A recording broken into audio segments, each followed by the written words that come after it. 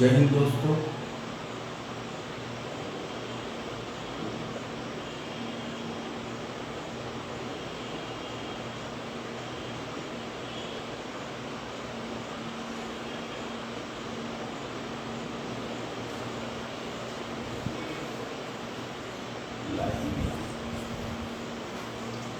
जय हिंद दोस्तों।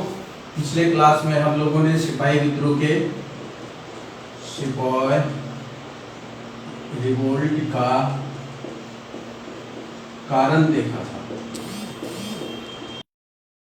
आज लोग देखेंगे कि कहाँ किस प्रकार लड़ी गई, यानी इसका कोर्स क्या था, कैसे कैसे हम लोग सिपाही विद्रोह में हमारे सेनानियों ने लड़ाई की और फिर उसकी प्रकृति क्या थी, सिपाही विद्रोह की प्रकृति क्या थी और असफल यदि हुआ तो असफलता के कारण क्या थे, असफलता के कारण। इन्हीं मुद्दों पर चर्चा करेंगे। इसके बाद एक क्लास और बचेगा जो कि वीर कुंवर सिंह की भूमिका सिपाही विद्रोह में क्या थी उस पर। तो सिपाही विद्रोह का कारण तो हम लोग पढ़ चुके हैं, जिसमें कि सामाजिक कारण, धार्मिक कारण, आर्थिक कारण, इन सबों पे चर्चा हुई थी। सैन्य कारण, तत्कालीन कारण, जो इनफील्ड राइफल का शुअर और गाय की चर्बी लगा हुआ। सबसे पहले ये ध्यान देना होगा, कारण को जरूर याद रखना होगा कि चाहे वो झांसी की रानी हो, चाहे नाना साहेब हो, चाहे वो वीर कुंवर सिंह हो, वीर कुंवर सिंह, ये सारे एक तरह से राजा महाराजा थे, जागीरदार थे और इन लोगों के जागीर पर अंग्रेजों ने अपना कब्जा जमा लिया था। तो इस कारण से इन लोग रिवोल्ट कर रहे थे। रिवोल्ट तो सिपाही से शुरू हुआ, लेकिन अंततः कमांड इन लोगों के पास आ गया। तो हम देखते हैं कि जब सिपाही विद्रोह एक्चुअली शुरू हुआ था तो भारतीय फौज यानी अंग्रेजों की जो सेना थी, अंग्रेजों की सेना में कितने भारतीय थे? तो 2,32,000 के आसपास भारतीय सिपाही थे जो भारत के थे, लेकिन वो अंग्रेजी सेना में कार्य कर रहे थे। और ये लगभग 45,000 अंग्रेज सिपाही थे। तो आप देख सकते हैं कि भारतीयों की संख्या कितनी ज्यादा है। हम कह सकते हैं 7 गुने भारतीय थे, 7 गुना, यानी एक अंग्रेज सिपाही पे लगभग 7 भारतीय सिपाही। तो कभी भी यदि भारतीय सिपाही रिवोल्ट करता तो अंग्रेजी सेना की हार होती, क्योंकि अंग्रेजी सेना का एक बहुत बड़ा भाग भारतीय सिपाहियों से बना हुआ था। तो अंग्रेजी सेना को हारना ही पड़ता। लेकिन कुछ कारण हुए जो कि भारतीय सिपाही अंग्रेजी सेना के कब्जे में आ गया और अंततः यह असफल हुआ। बहुत सारे कारण हैं, जैसे हम देखते हैं प्रकृति भी हम चर्चा करेंगे, साथ साथ कारण की भी चर्चा साथ साथ करेंगे। एग्जाम में जब कारण पूछा जाता है असफलता के कारण, तो आप यदि टॉपिक को बढ़िया से समझे हैं तो आप जवाब उसी में से निकाल लेंगे। जैसे देखते हैं कि भारत के राजा महाराजा जो भी उस समय थे, कुछ को छोड़कर महाराजा, ये अंग्रेजों का साथ दे रहे हैं, अंग्रेजों का साथ दिया। इन्होंने सिपाहियों का साथ नहीं दिया या यहाँ के हमारे वीर सेनानियों का साथ नहीं दिया। इन्होंने अधिकतर राजाओं ने अंग्रेजों का साथ दिया। जैसे ग्वालियर नरेश सिंधिया की बात करें हम, तो यदि कैनिंग ने कहा था, उस समय सिपाही विद्रोह के समय लॉर्ड कैनिंग भारत के गवर्नर जनरल थे, लॉर्ड कैनिंग। तो कैनिंग ने सिंधिया के बारे में कहा था, यदि ये विद्रोहियों का साथ दे देते तो शायद अगले दिन ही हम लोगों को यहाँ से बोरिया बिस्तर समेट कर इंग्लैंड वापस जाना पड़ता। इसी से समझ में आता है कि हमारे राजा महाराजा यदि होल हार्टेडली दिल से साथ सिपाहियों का, विद्रोहियों का दिए होते। विद्रोही शब्द अच्छा नहीं लगता है, हमारे स्वतंत्रता सेनानियों का दिया होता, क्योंकि सिपाही विद्रोह को प्रथम स्वतंत्रता संग्राम कहा गया है और हम भी चाहेंगे कि वही बोले। तो यदि प्रथम स्वतंत्रता सेनानियों को इन लोगों ने साथ दिया होता तो शायद अंग्रेजी शासन 1857 में ही भारत से विदा ले लेती, लेकिन उसके 90 साल बाद भी अंग्रेजी सत्ता बरकरार रही, अक्षुण्ण रही। तो कारण था उस समय कि इन लोगों ने साथ नहीं दिया। और सारे भी कारण हैं, जैसे हम लखनऊ का उदाहरण लेते, सॉरी इलाहाबाद का। इलाहाबाद में नाना साहेब ने कमान संभाली, विद्रोहियों की कमान इनके पास थी इलाहाबाद। अब देखते अंग्रेजों की तरफ से हीरोज थे, आई थिंक ये सब चीज थोड़ा डेटा है, ये आप लोग लूसेंट वगैरह से भी देख सकते हैं और याद कर रख सकते हैं। तो नाना साहेब इलाहाबाद में कमान संभाले थे विद्रोही सेना का, अर्थात हमारे स्वतंत्रता सेनानियों का। अब नाना साहेब बहादुर थे, लेकिन इनके टैक्टिक्स में कुछ मिस्टेक हो गई। क्या मिस्टेक हुई, क्या गलती हुई? तो जब दिल्ली पर अंग्रेजी सेना का कब्जा हो रहा था दिल्ली पर, तो इन्होंने इलाहाबाद से सेना भेजने से इनकार कर दिया, क्योंकि इनका मकसद सिर्फ और सिर्फ था कि इलाहाबाद का क्षेत्र हम जीत ले और फिर वहाँ का पेशवा बन जाए, जो हमने खोया है। तो क्षेत्रीयवाद इन लोगों में भी दिखाई पड़ती थी, जबकि वक्त की जरूरत ये थी कि सभी मिलकर यूनिफाइड होकर, एक होकर यदि अंग्रेजी सेना से लड़ाई करते तो शायद इन लोगों को विजय मिल जाता, क्योंकि अंग्रेजी सेना सिंगल कमांड के अंदर था। सिंगल कमांड, एक आदेश ऊपर से निकलता था और सबको वही फॉलो करना पड़ता था। लेकिन हमारे सेनानी नाना साहेब हैं, तांतिया टोपे हैं, तांतिया टोपे, झांसी की रानी लक्ष्मीबाई, वाजिद अली शाह लखनऊ में, और इनकी बेगम हजरत महल लखनऊ। देख रहे हैं, ये कहाँ? लखनऊ। और तांतिया टोपे लक्ष्मीबाई कहाँ? झांसी ग्वालियर। अब आप देख रहे हैं। अब दिल्ली में मुख्य रूप से कौन है? तो 75 साल का बूढ़ा बहादुर शाह जफर, मुगल वंश का। वो तो खुद लड़ाई में इंटरेस्टेड नहीं थे, और ऐसा भी कहा जाता है कि कुछ खबर ये अंग्रेजों को भी दे दिया कर रहे थे। तो इस तरह से, और ये इलाहाबाद को देख ही रहे हैं। वीर कुंवर सिंह, आरा, भोजपुर, जगदीशपुर।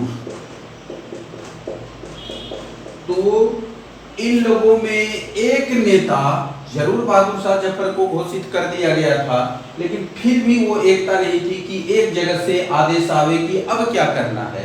तो ये लोग, जैसे नाना साहेब का मकसद था इलाहाबाद के क्षेत्र पर कब्जा करना और पेशवा बनना, इनको दिल्ली से खास मतलब नहीं था। तांतिया टोपे लक्ष्मीबाई बहादुर सब थे, सबों ने लगभग अपनी जान की कुर्बानी दी, शहीद हुए, लेकिन बावजूद इसके लड़ाई जीती नहीं गई। कारण था कि ये लोग एक होकर नहीं लड़ पा रहे थे, इनमें भी क्षेत्रवाद था। इनका भी लक्ष्य राष्ट्रीय आंदोलन को सफल करना नहीं, बल्कि अपना जो क्षेत्र था उन पे कब्जा बरकरार रखना या पुनः कब्जा प्राप्त कर लेना था। चूंकि उस समय राष्ट्रवाद जैसी शब्द नहीं थी, तो इन लोगों की कमी थी। और सबसे बड़ा, ये जो राष्ट्रवाद होता है या कोई विचारधारा पनपती है, इसमें किनकी जरूरत पड़ती है? जैसे फ्रांस की क्रांति में वहां के लेखकों का, वॉल्टेयर, रूसो, इन लोगों के लेखों का प्रभाव था। वह फ्रांस की क्रांति में समझ लीजिए कि उनको कंट्रोल कर रहा था, ये विचारधारा, इनकी लेखनी, इनकी बातें।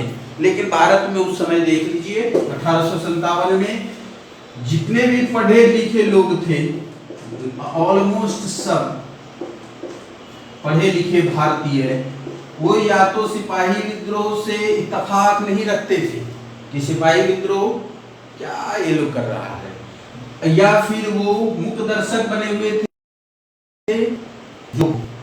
तो इन लोगों के विचारों का, इन लोगों के राष्ट्रीय विचारधारा या फिर इन लोगों की प्रेरणा, इनका अभाव था इन वीर सेनानियों के पीछे।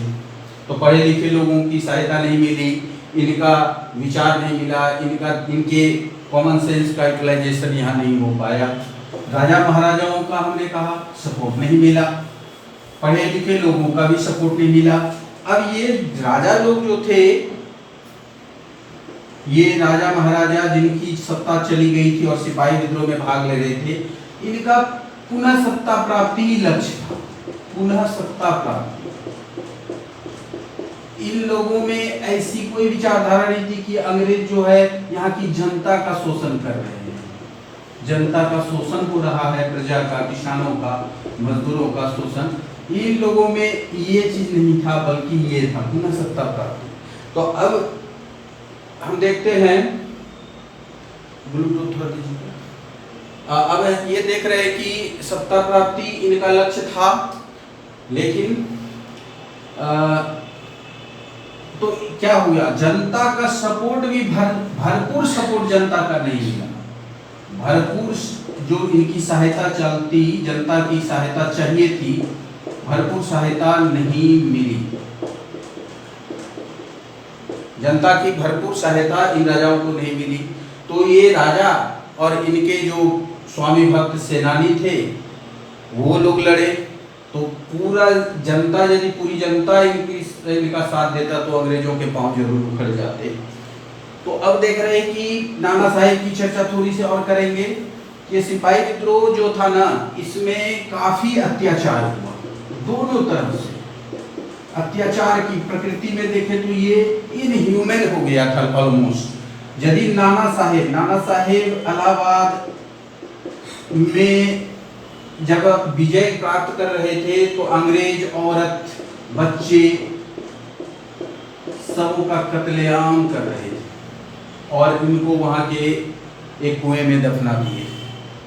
उसी तरह से अंग्रेज भी पीछे नहीं रहे, इन्होंने जो दिल्ली में उसका बदला लिया और दिल्ली में सरेआम कत्लेआम किया। जब युद्ध की ये नीति होती है कि कम से कम जो युद्ध में भाग नहीं ले रहे हैं, निर्बल हैं, उनको साइड कर दिया जाए, मानवीय चेहरा कुछ दिखनी चाहिए, लेकिन अमानवीय चेहरा। अब ये हो रहा था कि दोनों एक दूसरे पर जब भी विजय प्राप्त करते थे, कोई क्षेत्र पर कब्जा प्राप्त करते थे, तो बस सारे के सारे मासे कट हो जाते थे, सबों को मार दिया जाता था। वस्तुतः अंग्रेज के पास संसाधन भी था। उस दिन ये कहा था कि अंग्रेजी शासन का सूर्यास्त पूरे दुनिया में नहीं होता था, तो उनके पास संसाधन भी काफी थे ना। अब आप जानते हैं कि टेलीग्राफ का भी आविष्कार वो लोग कर चुके थे। टेलीग्राफ की शुरुआत भारत में 1857 के पहले हो चुकी थी, यानी क्रांति के पहले। अब सूचना जो है, सूचना तंत्र किसके पक्ष में होगा? ऑब्वियसली सूचना तंत्र अंग्रेजों के पक्ष में। जितना भी भारतीय विद्रोही का मूवमेंट होता था उसका सूचना पहले ही मिल जाता था उसके कमांडर को। तो अब सूचना, और इसका उपयोग हमारे विद्रोही तो नहीं कर पा रहे थे क्योंकि सरकारी तंत्र था, तो हमारे विद्रोहियों को इनके मूवमेंट की कोई सूचना नहीं मिलती थी, लेकिन विद्रोहियों के मूवमेंट की सारी सूचनाएं अंग्रेजी बटालियन को, सेना को मिल जाती थी। और हथियार के मामले में देखें तो आप खुद कल्पना कर सकते हैं किसके पास मजबूत हथियार होगा। एक वो सत्ता जो कि पूरे विश्व पर शासन कर रहा हो, उसके पास हथियार अत्याधुनिक होंगे, या हमारे सिपाहियों के पास जो देसी कट्टा, भाला, तीर धनुष, इनसे लड़ाई कर रहे थे, तो इनका हथियार भी कमजोर था। और इनके हथियार अत्याधुनिक थे और अत्याधुनिक सोफिस्टिकेटेड वीपन, और इनका जो था वो कमजोर, प्राचीन। तो इनके पास रिसोर्सेस, संसाधन भी बहुत ज्यादा थे, हथियार के रूप में हो, रसद के रूप में हो, पोशाक के रूप में हो, यातायात का हो, सूचना हो, सारे अंग्रेजों के पक्ष में था। सबसे बड़ी बात, किसी युद्ध को जीतने के लिए जनरलशिप होता है। इनके पास हीरोज यानी सेना कमांडर के रूप में भी ये लोग धनी थे। नेल, हैवलॉक, हीरोज, इस तरह के कमांडर थे अंग्रेजों के, जो बिल्कुल प्लान्ड वे में सुनियोजित ढंग से लड़ाई कर रहे थे। और इनके पास वीर सेनानी थे जो जान देने के लिए रेडी थे। लेकिन वो अमीर कुंवर सिंह देखिए, 80 साल का वृद्ध व्यक्ति लड़ रहा है, उनके सपोर्ट में उनका भतीजा था, लेकिन इन लोगों के तरह ट्रेंड नहीं थे वो। उनमें वीरता थी, कूट कर भरी हुई थी, लेकिन वीरता सिर्फ रहने से नहीं होता, युद्ध में कमी थी। और इनका एक नेतृत्व था, हमारा नेतृत्व छिटपुट था, जहां जो मर्जी आए ये लोग कर रहे थे, कोई आपस में खास संवाद नहीं था, सूचना तंत्र तो था ही नहीं। इनका यहां से कमांड टेलीग्राफ से आया कि लखनऊ में क्या करना, इलाहाबाद से घेरो, उत्तर से तुम चल दो, दक्षिण भारत से चल दो। तो ये लोग काफी इसमें हम लोगों से आगे थे। अब देखते हैं कि कहां किसने लड़ाई की। तो अभी हम तो दिखाई दिए थे, बेगम हजरत महल और वाजिद अली शाह, ये कहाँ कमांड कर रहे थे, लखनऊ में। नाना साहेब कहाँ कर रहे थे, इलाहाबाद में। तात्या टोपे झांसी की रानी लक्ष्मीबाई झांसी और ग्वालियर में। अब देखते हैं कि इनके हार का और कुछ प्रमुख कारण क्या था। किलेबंदी, अभी देख रहे हैं हम कि अंग्रेज सिपाही काफी कम थे। किलेबंदी में भी अंग्रेजी फौज जहां विश्राम करती थी, अंग्रेजी फौज की शरण स्थली काफी मजबूत थी। जहां पे भी वो रुकते थे, छुप कर रहते थे, वो काफी मजबूत थे। तो यहाँ यदि सैकड़ों की संख्या में मान लो 100 भी है, तो इन लोगों को आप इन लोगों के तक पहुंच नहीं पा रहे हैं, घेर के रखे हुए फिर भी नहीं पहुंच पा रहे हैं, संसाधन भी इनके पास है। लेकिन यहाँ 1000 भी है तो ये कमजोर किला है, कमजोर किला है। तो अब कमजोर किला होने के कारण इनका क्या हो रहा है कि ये लोग सैकड़ों की संख्या में जाकर इनको घेर कर इनको कब्जा कर रहे हैं, हथियार भी अत्याधुनिक है, मार दे रहे हैं। तो लाखों हजारों की संख्या में रहने के बाद भी चूंकि इनकी शरण स्थली किलेबंदी कमजोर थी, इसलिए ये लोग जीत नहीं पाए। तो आज हम लोगों ने देखा कि इस सिपाही विद्रोह के क्या क्या असफल होने के प्रमुख कारण थे, और इसकी प्रकृति पर ध्यान दें। और ध्यान दें, हाँ, एक और इम्पोर्टेंट चीज है कि ये भारत है आपका,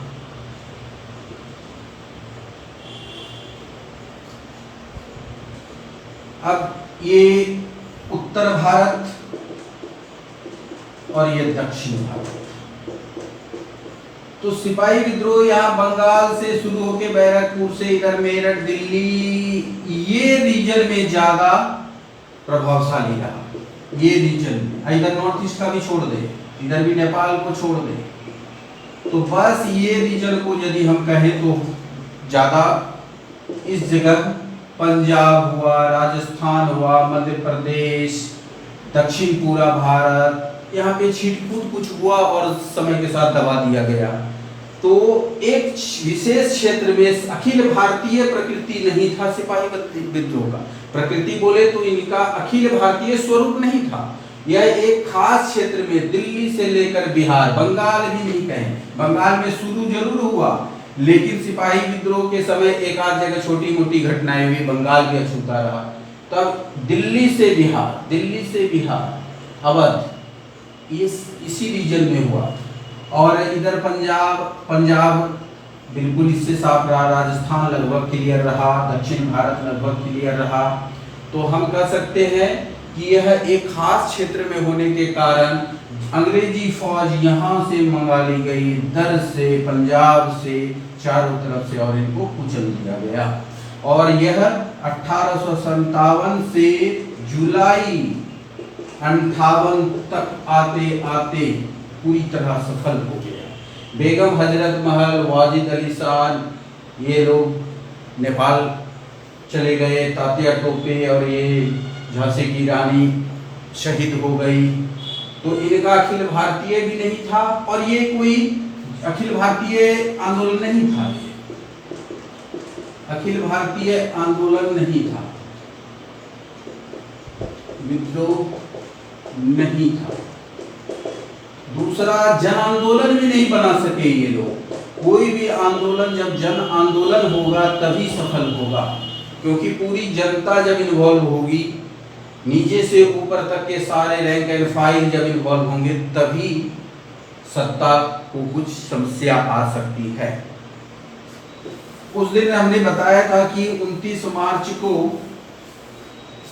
मार्च बैरकपुर, मंगल पांडे, 10 मई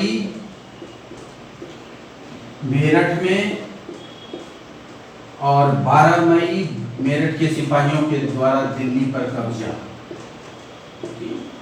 तो ये सब डेट थोड़ा सा इम्पोर्टेंट है ऑब्जेक्टिव के ख्याल से।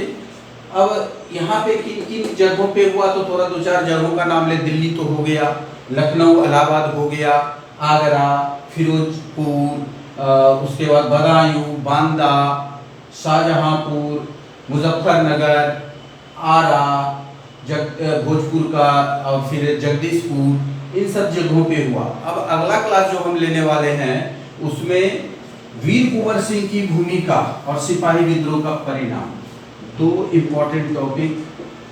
परिणाम आखिर हुआ क्या, और कुंवर सिंह की भूमिका, ये जीएस में स्टेट वे पूछा जाएगा। और ये सब जो है हिस्ट्री वाले के लिए काफी इंपॉर्टेंट है, जिसका ऑप्शनल है, लेकिन वीर कुंवर सिंह की भूमिका जीएस में काफी इंपॉर्टेंट है। अल्टरनेट ईयर लगभग पूछा जा रहा है। परिणाम में हम देख सकते हैं कि 1857 से 58 तक चला ना, तो 1858 के पहले यहाँ पे गवर्नर जनरल हुआ करते थे, गवर्नर जनरल। और ईस्ट इंडिया कंपनी का ये होता था, east India company, EIC, east India company का शासन चला गया। अब यहाँ पे अंग्रेज, ये कंपनी जो है इसको हटाकर खुद इंग्लैंड का शासन यहाँ शुरू हो गया। इंग्लैंड की महारानी के नाम से यहाँ पे शासन शुरू हो गया, इंग्लैंड का शासन। इसी की ये कंपनी थी, लेकिन ये कंपनी अब शासन से हटा दी गई और इंग्लैंड का शासन शुरू हो गया। यानी डायरेक्ट इंग्लैंड का संसद, इंग्लैंड के प्रधानमंत्री हमारे, इंग्लैंड की महारानी हमारी सम्राज्ञी बनी। और गवर्नर जनरल जो होते थे वही क्या बन गए अब, वायसराय। अब इनको गवर्नर जनरल की जगह क्या कहा जाने लगा, वायसराय। उस समय कौन थे, लॉर्ड कैनिंग। तो यदि कहा जाए कि लॉर्ड अंतिम गवर्नर जनरल, तो कैनिंग, लॉर्ड कैनिंग। और प्रथम वायसराय बोले तो कैनिंग।